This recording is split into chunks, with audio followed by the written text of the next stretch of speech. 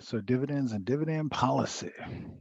What we're going to cover in this chapter is types of dividends, talk a little bit about the mechanics of how dividends are paid, the issues that impact dividend policy, difference between cash dividends, stock dividends, and explain why stock repurchases are an alternative method of putting money in a shareholder's hands versus paying dividends. So that's what we're going to cover, and we're going to spend a little bit of time walking through the mechanics of this. So again, cash dividends and dividend payments. One thing that the book spends a lot of time on is whether or not dividend policy matters. I'm not going to spend a lot of time on that. Reason being is that this is discussion that really is in some ways irrelevant. Investors seek the kind of investments that appeal to them. Investors that want dividends seek companies that pay dividends, and investors who are more interested in growth as opposed to current income seek companies that offer the potential of growth. The other feature is that in some ways, dividend policy is pretty simple.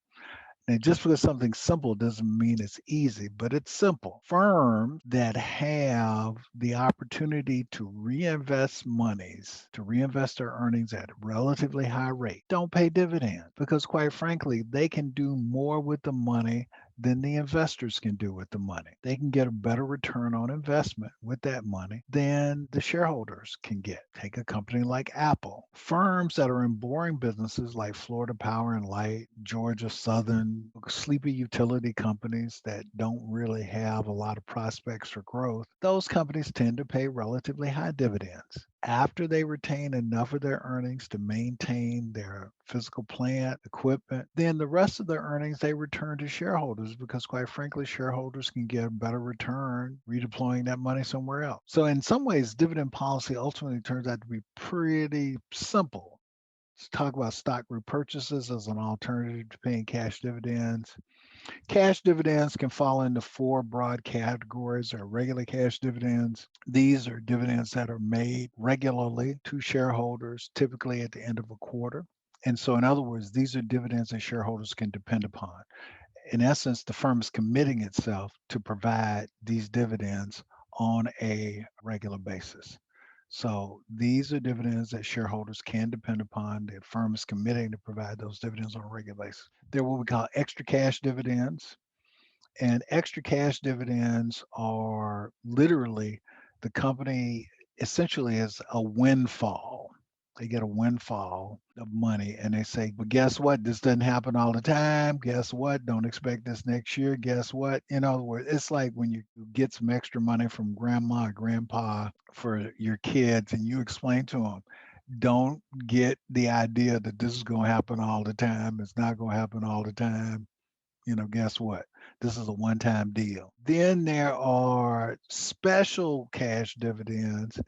And again, that's like a once in a lifetime, guess what? This is really special. It's not going to happen again. We're sure it's not going to happen again. Don't even think about asking us for this dividend again. And then finally, there's what we call liquidating dividends. And liquidating dividends happens when you either stop running the business as a going concern or the business is sold substantially and their proceeds from the sale are then distributed to the shareholders as sort of a last act. In understanding how the mechanics of dividend payments, we need to get familiar with some dates. No firm is obliged or required to pay dividends. You can have more money than God. So take a company like Apple. Apple's got more than $90 billion of cash and near cash. What did I just say? Apple has more than $90 billion of cash and near cash. And nobody can make them pay a dividend. So firms are not obliged to pay dividends. The only time a dividend becomes a liability of the firm is when the board of directors of that firm declares that they are paying a dividend. And no one can compel the board to declare a dividend. But once the board declares that they're paying a dividend, then the firm is liable. They must pay the dividend. So the date on which the board makes that declaration is known as the declaration date. And at that point, the dividend becomes a liability of the firm. You have to remember a lot of these terms that we're going to review came about at a time when people were managing all of this with paper checks, with paper records, and doing stuff by mail. So as a result, they gave themselves time to get all the processes done. The date of record is all shareholders who will own a stock on that date will get a dividend that's been declared. So the next thing we have is what's known as the ex-dividend date. 2 days before the date of record, 2 days before the date of record is what we know as the ex-dividend date.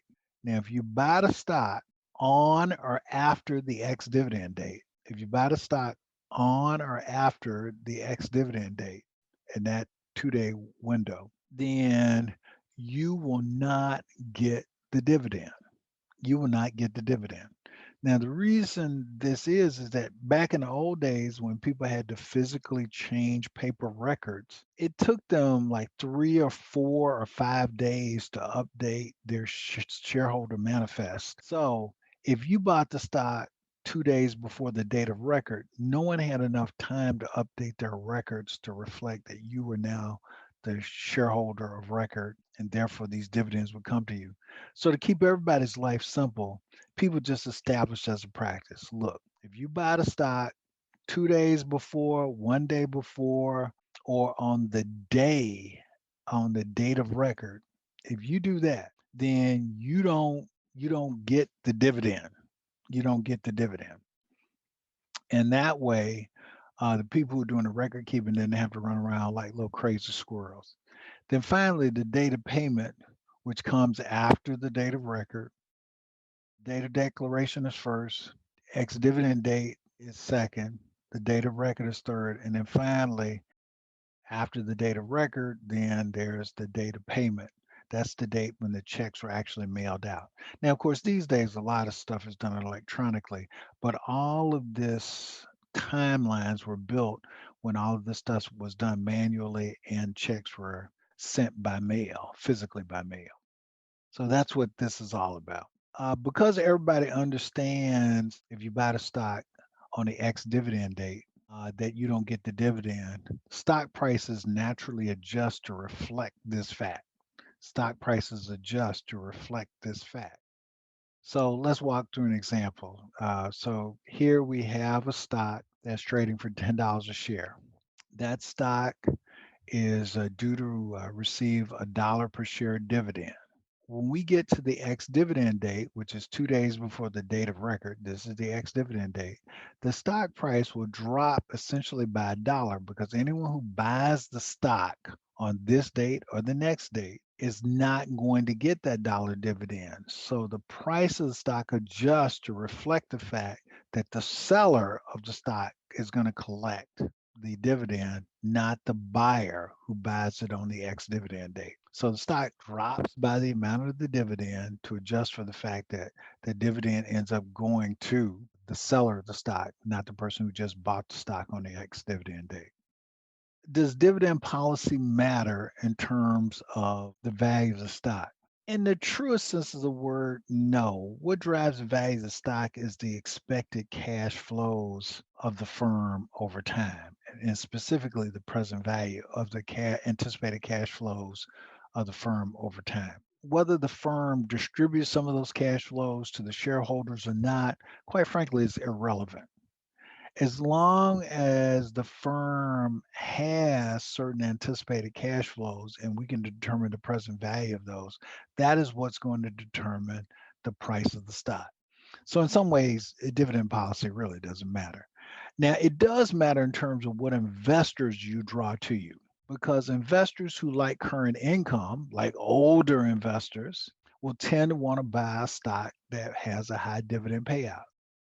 Young investors, investors who are really interested in growth and appreciation, would tend to shy away from stocks that pay high dividend payouts and favor stocks that have very high growth rates, because stocks that tend to have very high growth rates have a need to reinvest cash to support that growth. So investors tend to sort themselves out naturally into what stock makes sense for them, what stock fits for them.